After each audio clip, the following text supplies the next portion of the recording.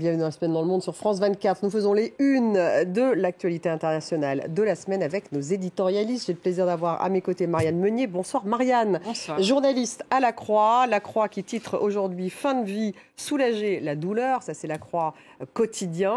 On va voir la une donc s'afficher. Et puis vous avez également La Croix Hebdo ce week-end. C'est Je peux pas, j'ai réunion. C'est la réunionnite aiguë qui est à la une donc de La Croix Hebdo. En face de vous, Laure Simoes. Bonsoir Laure, Cartooning for Peace. Merci d'être là. Ziad Limam, bonsoir, directeur du mensuel Afrique Magazine. Et puis Richard Verly est avec nous ce soir. Richard Verly, correspondant France-Europe pour le site d'information suisse Blick. Merci d'être là. Au sommaire, ce soir, la guerre en Ukraine avec cette question. Combien de temps Bakhmout va-t-elle résister? Les Russes gagnent-ils du terrain? Sur le plan diplomatique, Anthony Blinken et Sergei Lavrov se sont vus brièvement au G20 en Inde et Joe Biden reçoit Olaf Scholz, le chancelier allemand. Emmanuel Macron, qui poursuit son voyage en Afrique centrale après le Gabon, l'Angola et le Congo. Demain, samedi, ça sera la RDC. Le chef de l'État français veut sortir, dit-il, de la France-Afrique. Le Nigeria qui a un nouveau président, Bola Tinubu, candidat de la majorité sortante. Les résultats sont contestés, notamment par l'outsider Peter Obi, soutenu par la jeunesse, arrivé en 3e position. Alors Tinubu saura-t-il relever les défis sécuritaires et économiques du pays ? Et puis enfin, la démission de Noël Le Graët de son poste de président de la FFF lors du comité exécutif. Son avocate dépose une plainte pour diffamation contre la ministre des Sports pour manipulation d'informations. Et on démarre avec la guerre en Ukraine, comme chaque semaine, avec justement ces propos de Yevgeny Prigojine du groupe Wagner, qui déclare maintenant que la ville de Bakhmout, dans l'est du pays, est, je cite, quasiment encerclée par ses combattants. Prigojine a exhorté dans une vidéo Zelensky à retirer ses troupes de la ville. On l'écoute. Les troupes de l'unité Wagner ont encerclé Bakhmout. Il n'y a plus qu'une route. Les soldats de l'armée ukrainienne nous combattent, mais leurs jours à Bakhmout sont comptés. 1 ou 2 jours. Donnez-leur une chance de quitter la ville. Richard, est-ce que Bakhmout est sur le point de tomber ? Ça fait plusieurs semaines qu'on le dit. Et ce n'est pas tellement surprenant. D'ailleurs, les Ukrainiens eux-mêmes ont toujours concédé que ça allait être extrêmement difficile à défendre cette ville. Petit à petit, les Taurus s'est resserré sur cette métropole aujourd'hui complètement détruite. Au fond, le calcul, semble-t-il, qu'ont fait les Ukrainiens, outre la valeur extrêmement symbolique de perdre une ville comme Bakhmout, c'est de faire en sorte que cette victoire russe, si elle intervient, soit la victoire la plus coûteuse possible pour l'armée russe. C'est un peu la stratégie de l'Essengep, c'est-à-dire on concentre une action dans un endroit. Les Russes voulaient à tout prix cette ville, ils l'auront payé très cher, et on peut penser que s'il y a une action militaire ukrainienne, elle aura lieu ailleurs dans les prochaines semaines, mais pour le moment, ça va être dur à encaisser, parce qu'évidemment, au-delà du symbole, il y a des pertes très importantes côté ukrainien aussi, énormément de blessés, et ça va être très difficile. Ziad Prigojine qui exhorte dans une vidéo Zelensky à retirer ses troupes de la ville. Il dit qu'il n'y a plus qu'une seule route. On est effectivement, cette ville pourrait tomber peut-être dans les jours qui viennent, dans les heures qui viennent. Sûrement. Ce que je trouve toujours très surprenant, c'est que c'est Prigojine qui fait la communication de la Fédération de Russie. Donc je trouve ça assez... Ça interpelle quand même. Bon, certes, il est au front, mais bon, il y a une armée, il y a des généraux. Et puis il est critique. Oui, mais donc c'est quand même... au bout d'un moment, on va finir par se poser la question de la logique qu'il y a derrière cette mise en scène permanente et qui est tolérée ou soutenue par le Kremlin, parce que ça ne peut pas se faire sans le Kremlin. Sur la bataille elle-même, d'après ce que disent les spécialistes, on parle quand même de quelques dizaines de kilomètres carrés sur un front qui fait plusieurs centaines de kilomètres de long. Et que donc stratégiquement, ça ne va pas très loin. Symboliquement, ça va assez loin. Et surtout, ça souligne les difficultés de l'armée ukrainienne aujourd'hui, comme disait Richard, en termes de pertes humaines, mais aussi en termes d'approvisionnement.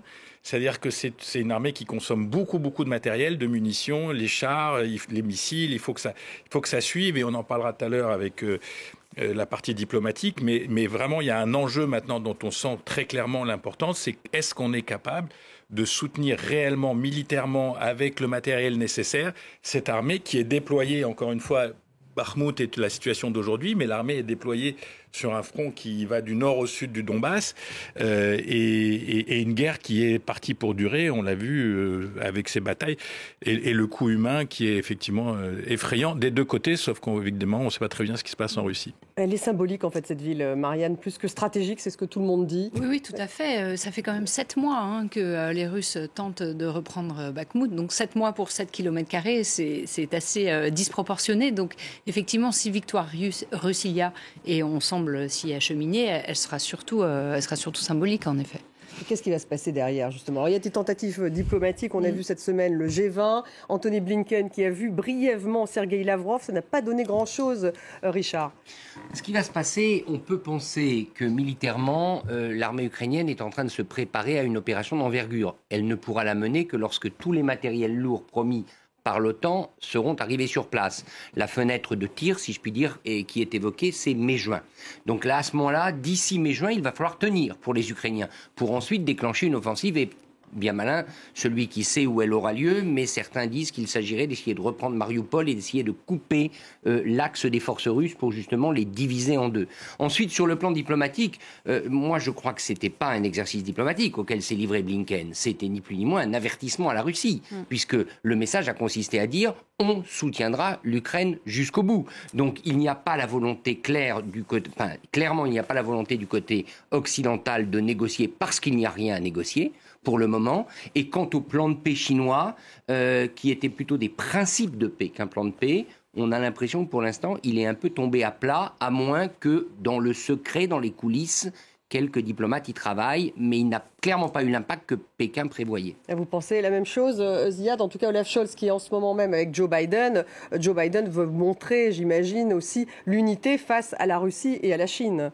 Oui, je pense. Enfin, le voyage allemand est assez intéressant parce qu'il y a la question justement des armements, et les Allemands sont un acteur majeur. Alors, on leur reproche de ne pas monter en gamme suffisamment, de ne pas dépenser suffisamment les fameux 2% dont on espère qu'ils y arrivent assez vite. Après, les Allemands disent qu'ils veulent bien dépenser, mais qu'ils n'ont pas de quoi, il n'y a rien à acheter. Enfin, on est vraiment dans une espèce de situation de pénurie, j'allais dire, assez tragique de matériel, dans les deux sens du terme. Donc ça, c'est ce qui se passe à Washington, et aussi, je pense, une certaine pression américaine sur les Allemands pour leur dire si jamais il y a des sanctions contre la Chine, donc on est déjà dans l'étape d'après, il faudra que vous soyez bien raccord avec nous. Et là, je pense qu'on est vraiment dans la pression américaine pure et simple, de la mise au pas des alliés sur quelque chose qui pourrait devenir assez vite explosif, c'est-à-dire d'éventuelles sanctions à venir contre la Chine. Contre la Chine, si elle exporte... Si elle dépasse des lignes rouges. C'est-à-dire l'armement létal dont parlent les Américains à la Russie. Voilà. Ça serait ça, Marianne? Et c'est pas très clair, en fait, le soutien chinois à la Russie, et ça semble même susciter des interprétations différentes en Chine. Est-ce que la Chine a vraiment intérêt à soutenir la Russie? Est-ce qu'elle n'a pas plus à perdre qu'à gagner? La réponse n'est pas du tout évidente. Après, on a pu penser peut-être qu'une petite séquence diplomatique allait s'ouvrir là, à la fois avec le G20, avec la rencontre Blinken-Lavrov, mais comme le disait Richard tout à l'heure, c'est un avertissement que Anthony Blinken a donné à Sergueï Lavrov. Mais si les États-Unis avaient fait plus, est-ce que pour autant la Russie aurait saisi l'occasion? C'est pas sûr. Ça fait des mois finalement qu'on rêve d'une opportunité diplomatique qui ne survient pas. Donc l'heure est plus de toute façon... Parce que sur le terrain, c'est encore indécis. En fait, oui. le problème des processus diplomatiques et des processus de paix, ils se mettent en route quand les armes n'arrivent plus. Et pour le moment, les deux acteurs principaux et leurs alliés pensent qu'il y a quelque chose de décisif à faire sur le terrain, et tant que c'est cette mécanique-là qui gouverne, discuter, c'est dur. Mais l'Inde a tout de même essaye toujours de jouer une carte de médiateur. Elle essaye, mais pour l'instant, elle n'y arrive pas. Je crois que très clairement, le G20 aurait pu être le moment où l'Inde avançait des cartes, mais on n'a pas vu ces cartes. Je crois que l'Inde est très... pour l'instant, elle ne bouge pas parce qu'elle ne sait pas exactement ce que veut la Chine. Donc je crois qu'on ne peut pas faire de l'Inde aujourd'hui un acteur majeur. La Turquie, qui en était un et qui en est encore un géographiquement, est très accaparée par le séisme et par les suites du tremblement de terre. Peut-être deux éléments à suivre. Le premier, c'est qu'il semble clair qu'on dit toujours que les Ukrainiens ont besoin de matériel et de munitions, mais les Russes aussi. Et donc, c'est pour ça que les Américains mettent la pression sur les Chinois en disant on sait que les Russes ont besoin d'armes, ne leur fournissez pas. La deuxième chose, peut-être, si les Russes l'emportaient à Bakhmout, et on vient de dire dans quelles conditions absolument affreuses, peut-être qu'à ce moment-là, Poutine aurait enfin cette victoire symbolique dont il a besoin vis-à-vis de son opinion publique pour ensuite faire un geste d'ouverture vers d'éventuelles négociations. Ce que je dis est complètement comme ça théorique, mais si ça pouvait être le cas, je crois qu'il ne faut pas oublier le nombre de gens et de soldats qui meurent dans des conditions effrayantes. Il faudrait quand même qu'à un moment donné, on puisse tourner la page. Poutine prêt à tourner une page? Bon, non. J'aimerais bien, j'aimerais bien que ce scénario soit opérationnel, mais je pense franchement que pour la Russie, il y a tellement à perdre aujourd'hui, à reculer, à l'admettre que c'est un échec, que ce qui était l'opération militaire a dégénéré en guerre ouverte. Après, ils ont cette capacité, cette profondeur, encore une fois, assez macabre, c'est-à-dire ils sont capables de mettre des milliers et des milliers de soldats sur le terrain. Pour le moment, ils sont capables de perdre des chars et des chars et des chars. Pour le moment, ils sont capables de perdre du matériel. Donc combien de temps ça va durer? Ça, c'est une réalité. Mais l'issue de la guerre, c'est l'issue du poutinisme. En tous les cas, tel qu'il est aujourd'hui. Un Poutine vaincu, c'est plus Poutine. Donc on a juste à se mettre à sa place et pour se dire que ce chemin-là est une impasse, sauf s'il règle ça entre eux. Laure, alors les dessins, et puis vous allez nous présenter aussi ce nouveau livre sorti hier, n'est-ce pas, dont France Médias Monde est partenaire, et qui évoque notamment l'Ukraine. Oui, tout à fait. Fichez-nous la paix. Fichez-nous la paix, dans le cadre de notre collection de livres aux éditions Gallimard, en partenariat, vous l'avez dit, avec France Médias Monde et Amnesty International. Ça fait depuis donc 1 an qu'on reçoit du monde entier des dessins de presse que l'on présente aussi sur ce plateau tous les vendredis soirs depuis 1 an.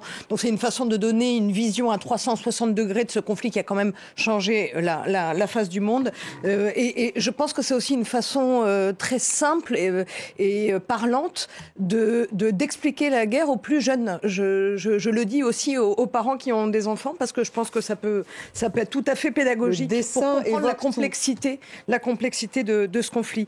Je vous présente trois dessins sur cette séquence. Ils sont dans le livre ou pas de la semaine, pardon? Non, les dessins que vous allez nous présenter sont-ils dans le livre? Il y en a un qui est issu du livre, mais là on rebondit sur l'actualité brûlante de la semaine.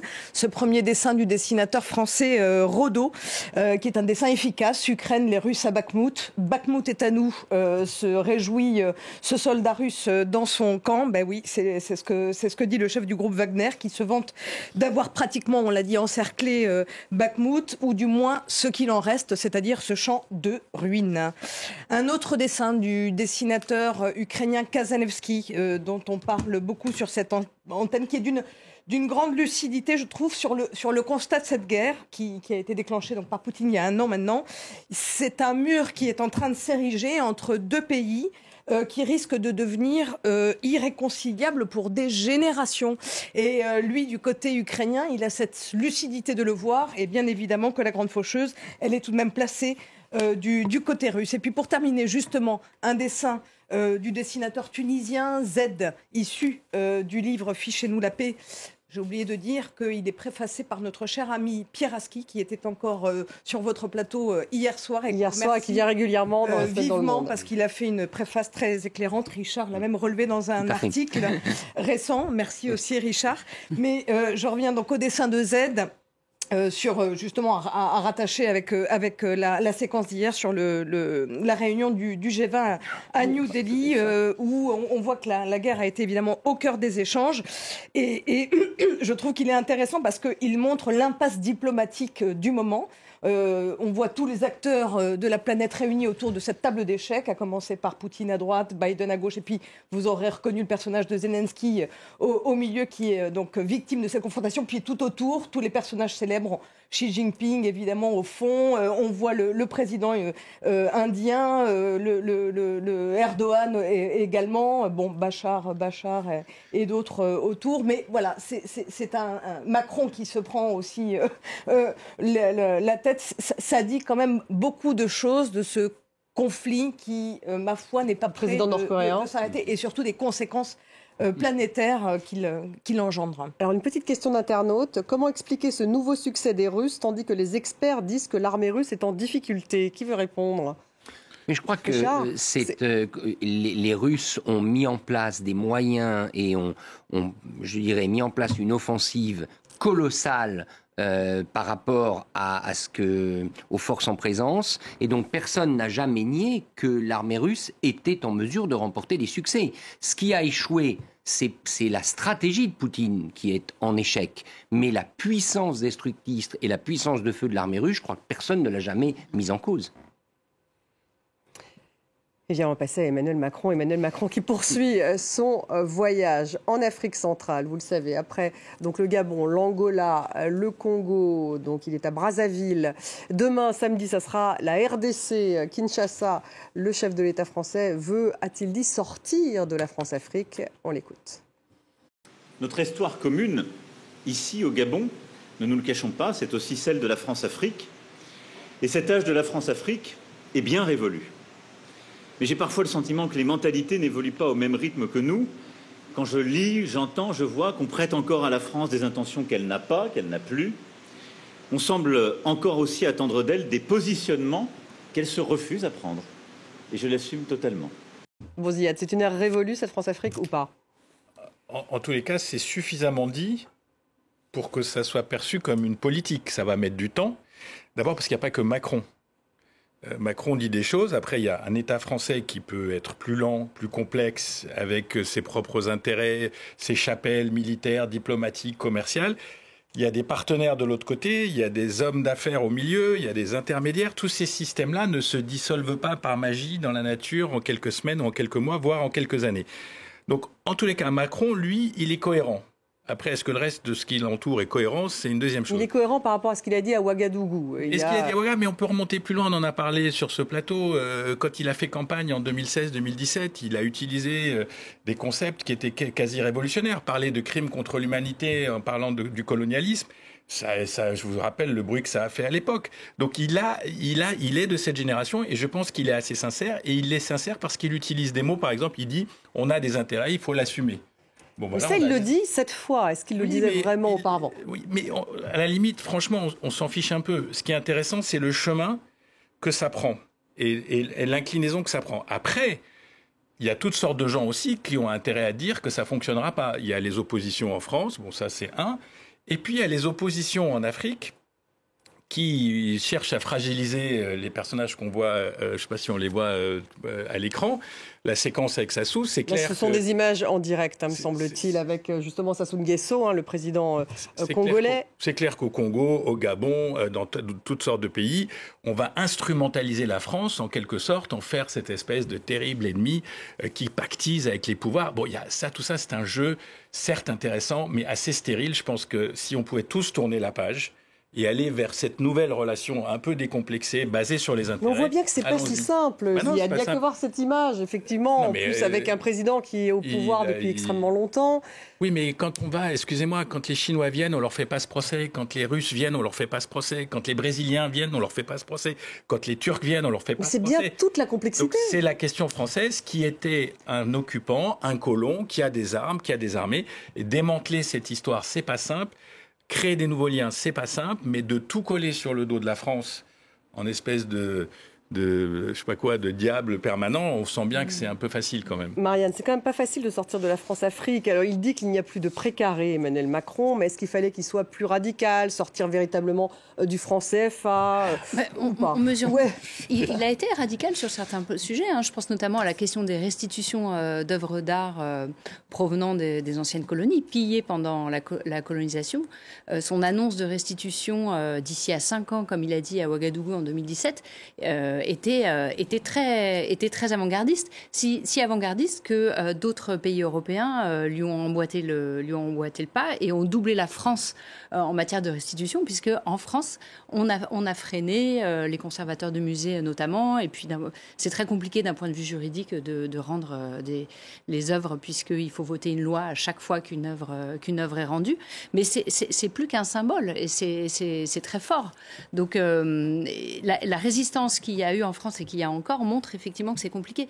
Je voulais ajouter que lors de chaque voyage présidentiel en Afrique depuis Nicolas Sarkozy, il s'agit toujours de mettre fin à la France-Afrique. C'est une ancienne qui accompagne chaque voyage présidentiel. Ça montre bien à quel point on ne peut pas dénouer les liens. C'est pas performatif en fait. Juste un mot sur le CFA. d'abord, il faut rappeler que c'est plus le CFA d'avant. En tout cas, dans la zone UEMOA. Donc il a été réformé ? Il a été réformé. Les Français sont sortis de la gouvernance, j'allais dire, au jour le jour.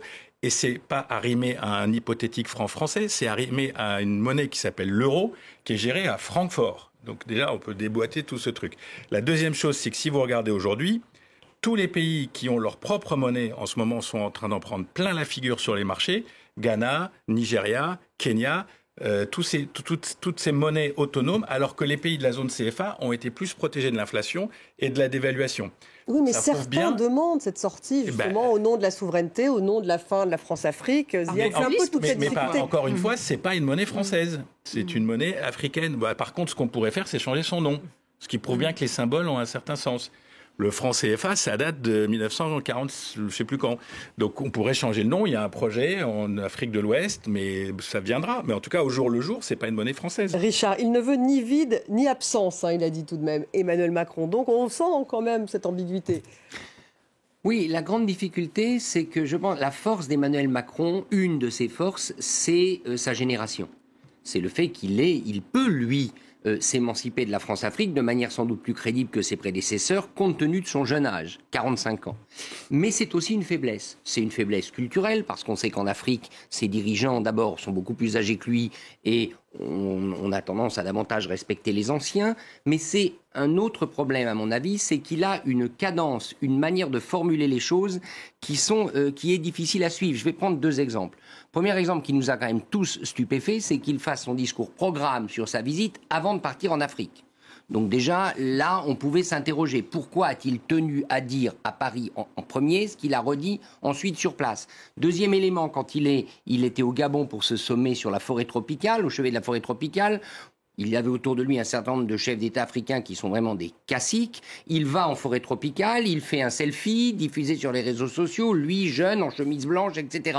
Je ne suis pas sûr que des présidents comme Sassou, qui sont des hommes très soucieux de l'étiquette et de leur standing, voient d'un bon œil un président français qui joue un peu au trublion. Donc le discours, Ziad a parfaitement raison, et vous l'avez dit aussi, il y a au fond, sur la France-Afrique, un discours cohérent, mais ce discours n'est pas, à mon avis, suivi d'une gravité présidentielle suffisante pour qu'il soit pris au sérieux. J'ajoute juste, prenez quand même, à quoi ça ramène la France-Afrique ? Aux bases militaires. Les bases militaires, Emmanuel Macron n'a pas dit qu'il les abandonnait. Il a dit qu'elles allaient être reconverties en bases franco-africano-européennes. Bref, à force de faire du en même temps, on le sait en France, on le voit en Afrique aussi, c'est difficile parce que ça sème le brouillard. Ça sème le brouillard, Ziad. Alors, d'un point de vue militaire, justement, pour revenir, effectivement, il veut associer les Africains aux différentes armées. Enfin, ça paraît un peu compliqué. En tout cas, il va garder quelle base militaire, au final ? Non, ce qui est sûr, c'est que d'abord, ce qui est sûr, c'est ce qu'il a dit clairement, c'est que Djibouti est exclu, parce que Djibouti est exclu. C'est une autre discussion, c'est la projection sur l'océan Indien, sur la politique indo-pacifique de la France, donc c'est autre chose. Ce qui va être reconfiguré, c'est les bases historiques probablement, c'est-à-dire Abidjan, Dakar, Libreville, et le dispositif Barkhane, post-Barkhane, dont il va falloir définir les modalités. Est-ce que c'est Niamey ? Est-ce que c'est des gens qui seront installés en France et téléportés, etc. Tout ça va prendre beaucoup de temps. Tout ça est, à mon avis, en négociation aussi avec les États concernés, parce que c'est pas si simple, encore une fois. C'est pas des troupes coloniales, déjà, si on peut rappeler les bases. C'est pas des États qui sont dénués d'enjeux stratégiques. D'avoir une base aujourd'hui dans le golfe de Guinée, c'est pas n'importe quoi. Je veux dire, pour un État puissant, c'est pas une absurdité d'avoir une base dans le golfe de Guinée pour surveiller ce qui se passe, pour voir ce que font les Chinois, ce que font les Russes, pour voir les bateaux pirates, pour voir tout ça, ça fait partie des intérêts. Donc, l'idée, pour calmer toute cette opinion, c'est de monter l'africanisation. Donc, il y aura de l'africanisation. C'est pour ça, à l'époque, on parlait de l'africanisation des cadres. Là, on va parler de l'africanisation des militaires. Des militaires. Mais c'est pas là aussi un petit enjeu, parce que ces armées sont suprêmement fragiles. On a vu le Mali balayé, on a vu le Burkina qui n'arrive pas à se battre contre les forces djihadistes. Donc, c'est des armées dont il faut monter d'un seul coup, je veux dire, de manière très dynamique et avec beaucoup de moyens. Est-ce que la France a ces moyens-là ? Est-ce qu'elle a l'argent pour faire ça au moment où elle est engagée dans un conflit longue durée, par ailleurs, à haute intensité, comme on dit, en Ukraine? Marianne, un dernier mot peut-être? là-dessus. Peut-être sur la RDC, non la RDC, oui. C'est vraiment un pays intéressant. Il y va demain et il y a cette problématique donc, du Rwanda qui donc soutiendrait ces milices du M23. Dans le Nord Kivu, il y a cette guerre terrifiante. Pour l'instant, Emmanuel Macron, justement lundi, a dit qu'il... Finalement, la souveraineté du pays était extrêmement importante, mais il ne condamne pas, à ma connaissance, pour l'instant en tout cas, le Rwanda pour une intervention auprès du M23. Comme disait Richard tout à l'heure. Et ça, on lui posera la question, bien sûr, demain. On lui a déjà posé la question, d'ailleurs, lors de son discours lundi et son discours préparatoire à son voyage. Et là encore, il fait en même temps, c'est-à-dire que la France est beaucoup rapprochée du Rwanda ces dernières années. C'était un enjeu très important. Notamment mémoriel. En même temps, la France ne veut pas ignorer la République démocratique du Congo, qui est le premier pays francophone au monde, qui est un pays stratégique d'un point de vue économique. Frantz Fanon disait aussi c'est la gâchette de l'Afrique, c'est-à-dire l'instabilité en RDC, c'est l'instabilité dans les 9 pays qui l'entourent, me semble-t-il. La gâchette de l'Afrique. Là, on voit ces images qui sont des images en fait de manifestations qui datent d'il y a 2 jours, donc à Kinshasa, anti-Emmanuel Macron. C'est ça qui est intéressant, c'est que en fait, la RDC n'est pas une ancienne colonie française, et c'est là qu'on l'attend. Et c'est là qu'on l'attend avec des drapeaux russes, me semble-t-il. Il y a eu des manifestations hier, alors que la critique de la France-Afrique, c'est quand même plutôt en général les anciennes colonies. Ce qui me frappe, c'est il y a quand même un élément où Emmanuel Macron a échoué, c'est jouer la société civile. C'était quand même ça son point de départ. Absolument. Il a créé, je crois que ce Conseil présidentiel pour l'Afrique existe toujours. Et la volonté, c'était de parler aux sociétés civiles au-dessus, en quelque sorte, ou à côté des gouvernements. Or, quand on voit le résultat, alors, ces manifestants, il y en a d'autres qui sont peut-être pour la France et qu'on ne voit pas à l'écran, mais je crois que ça ne marche pas parce que le dialogue avec la société civile africaine, d'abord, le concept est trop vague et ensuite, il ne s'instaure pas comme ça, en claquant des doigts. Et là, Emmanuel Macron, je crois, est au bout de sa logique. Ziad ? En fait, il y a un phénomène historique qu'il faut prendre et qui va mettre du temps, c'est en Afrique, il y a un mouvement très puissant de souverainisation. Souverainisation, exactement. C'est ça. Oui. C'est-à-dire qu'en fait, on veut sortir des anciens... on a été colonisé, après il y a eu la guerre froide, il a fallu choisir des camps. Après ceci, après ça, on a toujours été mis sous la coupe d'intérêts stratégiques globaux, etc. Donc il y a une volonté un peu fragmentée, parce que l'Afrique, c'est pas un seul pays, c'est 80 pays, non ? Non, 56. 54. 54 Combien On vérifiera. Donc ça, et la deuxième chose, c'est côté souverainisme, mais pour être souverain, il faut les moyens de le devenir, donc ça va mettre un peu de temps. Et la deuxième chose, c'est qu'il ne faut pas croire que les Russes, les Chinois et les autres attendent angéliquement sur le bord du terrain pour bourrer les réseaux sociaux de désinformation, pour faire leur propre guerre sur l'Afrique, qui est un réservoir de matières premières, qui est un marché de l'avenir. Et donc l'Afrique est un enjeu. Donc en même temps, il y a une volonté de souverainisme, et en même temps, on va être pris en étau par ce qu'on est, le continent du futur. Il n'y a pas à discuter. 1,5 milliard d'Africains, bientôt 2 milliards. Pétrole, manganèse, forêt, avenir, respiration du monde, tout est là, quoi. Et donc, jeunesse. Donc c'est forcément un enjeu planétaire. 56 ou 52, je vois les 2 chiffres, donc je ne vais pas trancher. Les dessins. Oui, alors je vais vous montrer un premier dessin assez savoureux du dessinateur suisse Chapat, qu'on va voir apparaître à l'écran. Macron en Afrique, ça ne tourne plus rond dans ce précaré, dit-il en sortant de son avion. Voilà, c'est une petite boutade en forme de jeu de mots, mais qui en dit long sur l'objectif un petit peu de reconquête diplomatique du président français. Cet autre dessin du dessinateur algérien Loïc, qui est aussi assez bien vu, Macron en Afrique, c'est vrai que ça rappelle un petit peu Tintin au Congo. La tentation était forte. Il a même, quand même, Loïc a même pris la peine de transformer le Milou de Tintin en Nemo. Il a quand même actualisé un petit peu le dessin. Un troisième dessin de Placide, dessinateur français, qui revisite, comme tous les dessinateurs de presse savent le faire, un grand cliché, mais pour aborder quand même la question de l'enjeu sécuritaire et évidemment dénoncer l'influence de Wagner sur le continent. Il n'emmène pas large, là, effectivement, notre président Macron. Et puis pour terminer, quand même, un dessin un petit peu conclusif qui nous vient du Burkina Faso, du Grand Glé qu'on ne présente plus. toujours inventer la politique africaine de la France, sauf qu'il y a quand même une impression de déjà-vu qui ressort de ce dessin et d'un éternel sur place. Et c'est le dessinateur Glé du Burkina Faso qui le dit. Alors combien, pays d'Afrique? Moi, je continue à dire 54, mais je vois 54, oui. 52, 51. Je pense que... bon, et puis après, il y a des discussions sur certains territoires qui sont pays ou pas. Assez rock'n'roll. Une cinquantaine, ça c'est certain. On va passer justement, on reste en Afrique, mais cette fois, un grand pays d'Afrique de l'Ouest toujours, mais c'est le Nigeria. Le Nigeria qui donc a un nouveau président, Bola Tinubu, c'était le candidat de la majorité sortante. Les résultats sont contestés, notamment par l'outsider Peter Obi, qui lui a été soutenu par la jeunesse. Il est arrivé en 3e position. Alors Bola Tinubu saura-t-il relever les défis sécuritaires, les défis économiques? On va écouter quelques réactions de la population et puis une réaction du président élu Bola Tinubu. Je suis d'accord pour que les élections soient annulées parce qu'ils ont fait tellement de mal. Le résultat qu'ils nous ont donné est si mauvais, ce n'est pas le vrai résultat. Alors laissez-les nous donner le vrai résultat. Ce qu'ils donnent n'est pas le vrai résultat. Je ne sais pas, je suis sans voix.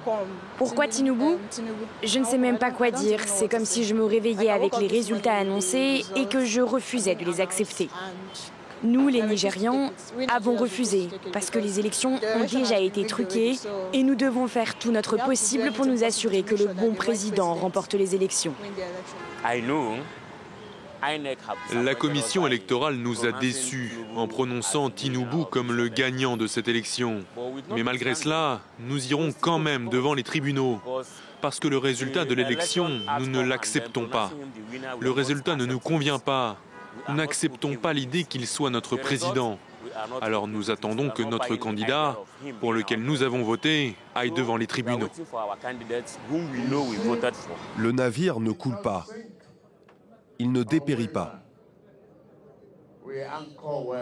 Nous nous ancrons avec le président élu, Bola Ahmed Tinubu.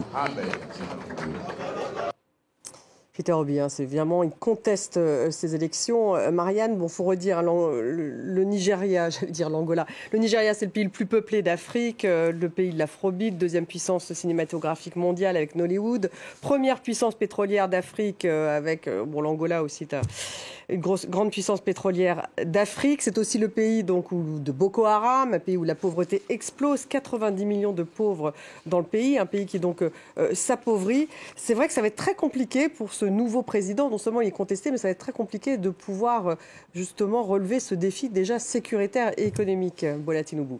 Mais chaque élection, enfin chaque vainqueur d'élection au Nigeria fait face à un défi. Là, vous l'avez décrit, mais il y a 4 ans, c'était déjà un défi majeur. Sauf que effectivement, l'insécurité s'est peut-être accrue dans le nord du pays.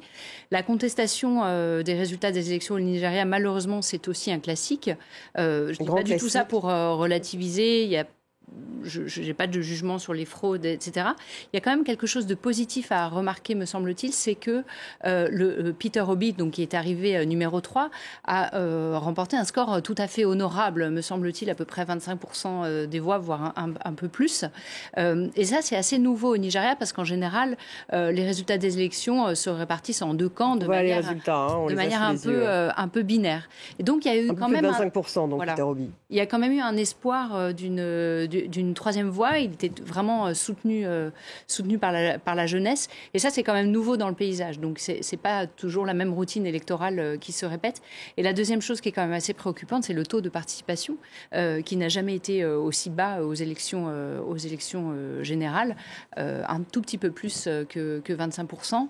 Et c'est le signe que organiser une élection, au Nigeria, c'est très compliqué. Il faut que les électeurs puissent se rendre aux urnes, etc. Mais c'est aussi le signe d'une désaffection pour la chose politique. Ziad, alors Bola Tinubu, c'est l'ancien gouverneur de Lagos. On l'appelle le parrain, tant il est influent dans la vie politique nigériane. Mais manifestement, les Nigérians s'inquiètent de son état de santé, de son âge. Il dit qu'il a 70 ans, mais on ne sait pas. En fait, on ne connaît pas son âge. Donc... C'est une personnalité majeure, puisqu'il a été le gouverneur de l'État le plus riche et le plus peuplé. C'est une personnalité majeure parce qu'il est faiseur de roi. D'ailleurs, une partie de sa campagne, c'était de dire en langue yoruba, c'est à mon tour. Donc c'est assez admis, c'est assez accepté. Il a un réseau de relations, j'allais dire, transversales dans tout le pays. Il est yoruba musulman, ce qui est intéressant aussi. C'est une synthèse des contradictions et des difficultés du pays. Donc voilà, il a, en tant qu'homme politique, il a une certaine légitimité, mais Atiku Abubakar a exactement la même légitimité. Et Peter Obi, c'est pas des gens qui viennent... Peter Obi, c'est l'outsider. Non, ouais, mais c'est un outsider qui est totalement dans le système. Ouais. Donc c'est des gens du système. Ce qui est intéressant, comme disait Marianne, c'est qu'il y a une espèce de... Il y a un quatrième candidat qui a fait 6%. Donc il y a une espèce d'ouverture du système politique. Le problème, comme tu le disais également, c'est que le Nigeria, la population ne se sent pas particulièrement représentée par ce système politique parce qu'il est failli. Les 8 ans de la présidence Buhari, tout s'est déglingué, la situation sécuritaire, la situation économique, le Naira. Ils ont fait une élection avec 100 billets de banque parce qu'il y a eu une décision un petit peu complexe et bizarre de retirer tous les anciens billets pour faire des nouveaux billets, mais ils n'étaient pas prêts, donc les gens n'avaient pas de quoi faire campagne. Il y a des ruptures permanentes d'approvisionnement en pétrole, en essence dans un pays qui est producteur de pétrole. Donc les gens ne croient plus. Ne croient plus en l'État. Ne croient plus à la politique. C'est le règne de la débrouille, de l'inventivité aussi, d'une créativité incroyable. L'auto-entrepreneuriat, mais l'État fédéral... et puis c'est un État fédéral, c'est pas anecdotique au Nigeria, c'est-à-dire que les États fédérés ont un véritable pouvoir. Le gouverneur d'un État fédéral au Nigeria a du pouvoir, et entre ce qui se passe au nord et ce qui se passe à Lagos, il y a 2000 kilomètres et c'est pas les mêmes mondes. Richard, un mot avant les dessins. Oui, moi ce que je trouve fascinant, c'est la collision des deux agendas. D'un côté, cette élection nigériane avec tous les éléments que Ziad vient de citer, et d'autre part, l'engagement qu'a pris Emmanuel Macron avant sa tournée africaine d'être, ou que la France serait au service respectueuse de la démocratie, que au fond l'agenda français, en plus des intérêts économiques du pays, c'est l'agenda de la démocratie, l'agenda d'institutions démocratiques. Et on voit toutes les difficultés que ça représente dans ces pays. Donc je crois que quand on dit la France-Afrique doit disparaître, quand Emmanuel Macron le dit, qu'il le promet, eh bien de fait, on s'ouvre sur une nouvelle réalité qu'il faut accepter telle qu'elle est. C'est compliqué, mais moi je voudrais voir encore une fois le côté positif des choses, c'est que à ma connaissance pour l'instant, il n'y a pas encore eu de violence importante suite à l'annonce de ces résultats. Oui, ça c'est effectivement... Voilà. Rien que ça, si ça dure, il faut s'en féliciter. Mais un des facteurs qui fait qu'il n'y a pas de violence, c'est qu'il y a des vainqueurs locaux. Peter Obi a gagné à Lagos. Donc, et quelqu'un, le quatrième, je crois, a gagné à Kaduna State. Donc, ils créent de la légitimité. Voilà. Le pouvoir se répartit. C'est plus une petite mafia qui partage les gouverneurs, les postes, etc. Donc, il se passe quelque chose. Il pourrait l'emporter la prochaine fois, Peter Obi. Les dessins. Oui, possible. Oui. Quelques dessins qui nous viennent justement d'Afrique. Un premier dessin de la jeune dessinatrice éthiopienne et talentueuse Yemi, qui montre un petit peu l'affiche de cette élection, avec à gauche Abubakar, à droite le vainqueur qui est le seul en couleur, Tinubu, et puis au milieu ce jeune effectivement outsider Peter Obi qui a, on l'a dit, était soutenu par la jeunesse. Cet autre dessin du dessinateur Kenyan Ndoula qui porte sur justement l'aspect de élection contestée par les candidats d'opposition. Et puis on voit évidemment que le président sortant Buhari avait son candidat favori. L'Union européenne a quand même mis en cause le manque de transparence de ce scrutin, tandis que l'Union africaine a plutôt célébré, ma foi, des élections dont le déroulement s'est relativement bien passé. Donc on verra qui a raison. Puis pour terminer, quand même, on n'en a pas parlé, mais le problème Boko Haram au Nigeria, j'ai tenu à remontrer un ancien dessin du dessinateur sud-africain Zapiro, qui date donc de 2014, au moment donc de l'enlèvement des lycéennes de Chibok par Boko Haram. C'est quand même aussi un enjeu majeur dans le pays. La démission de Noël Le Graët, on y arrive, de son poste de président de la FFF lors du comité exécutif. Son avocate dépose donc plainte pour diffamation contre la ministre des Sports, pour manipulation et information. Elle se défend, la ministre, on va l'écouter. Je trouve ça affligeant. Moi, je n'ai jamais insulté personne. Je suis restée polie. Je ne l'ai jamais accusé de harcèlement. C'est le procureur qui a décidé souverainement d'ouvrir une enquête pour des faits de harcèlement moral et d'harcèlement sexuel. C'est la qualification prononcée par le procureur quand il décide d'ouvrir cette enquête. Donc voilà, moi je le redis, cette stratégie-là de défense, elle dupe pas grand monde. Je pense que nous avons fait un travail très approfondi et je ne laisserai pas dénigrer la qualité du travail qui a été fait par l'Inspection générale de l'éducation, du sport et de la recherche. Richard, donc Le Gret dénonce une cabale politico-médiatique dans le monde, montée par qui, je ne sais pas. Voilà ce qu'il dit. Il n'y a rien de plus terrible qu'une sortie ratée, et une sortie ratée à la tête d'une très puissante fédération sportive. Je crois que c'est ça la morale de l'histoire. Noël Le Gret, d'ailleurs, il le dit lui-même dans l'entretien au Monde, il dit moi-même, en gros, je ne comprends pas pourquoi j'ai dit ça sur Zidane, puisque c'est ce qui a tout déclenché. Bref, trop âgé, à un poste où il n'avait plus sa place, et maintenant il cherche au fond à se venger d'une certaine manière. Rappelons quand même qu'il est accueilli dans le bureau parisien de la FIFA qui est une organisation certes très puissante, mais dont on ne peut pas dire qu'elle est d'une respectabilité exemplaire. Ziad, rapidement un mot. Venant de Richard, parce que la FIFA est en Suisse. Non, voilà, il a tout très bien dit. Je trouve qu'il y a un moment, il faut savoir partir, que ça se profilait. Il y a quand même des accusations dans le rapport qui ne sont pas anecdotiques, qui sont sérieuses, que la France a un problème avec ses fédérations. Enfin, on pourrait ouvrir le débat, parce que ce n'est pas la première fédération qui est dans la tourmente. Handball, les scandales absolument invraisemblables du patinage, etc. Donc, ce système fédéral qui est à la fois sans contrainte, avec une difficulté de contrôle de la puissance publique, ça mériterait d'y réfléchir vraiment. Marianne, très vite un mot, il va vite un dessin. Oui, juste un petit paradoxe que j'ai relevé, c'est que donc il y a ces accusations de SMS ambigus à caractère sexuel, et puis par ailleurs le rapport de l'inspection générale souligne qu'on peut mettre au crédit de Noël Le Gret le développement de la pratique féminine du foot. Voilà. Les dessins. Oui, personnage pas très sympathique. Donc, un dessin de la Serpe, dessinateur français, qui n'a pas pu s'empêcher, qui n'a pas résisté à la tentation. Fédération française de football, Noël Le Gret, c'est fini. À sa mémoire, je vous demande d'observer 1 minute de main aux fesses. Voilà, la tentation était là, il s'est précipité. Mais personnage pas très sympathique. Merci Laure Simoes, Cartooning for Peace. Merci Ziad Limam, directeur du mensuel Afrique Magazine. Merci Marianne Meunier, journaliste à La Croix. Merci Richard Verly, correspondant donc France-Europe pour le site d'information Suisse, Blick. Merci à vous tous de nous avoir suivis. Vous restez avec nous sur France 24 pour plus d'infos. On se retrouve lundi pour une nouvelle tranche info à partir de 18h. Et puis la semaine dans le monde, on reprend bien sûr vendredi prochain à 19h10. Restez avec nous.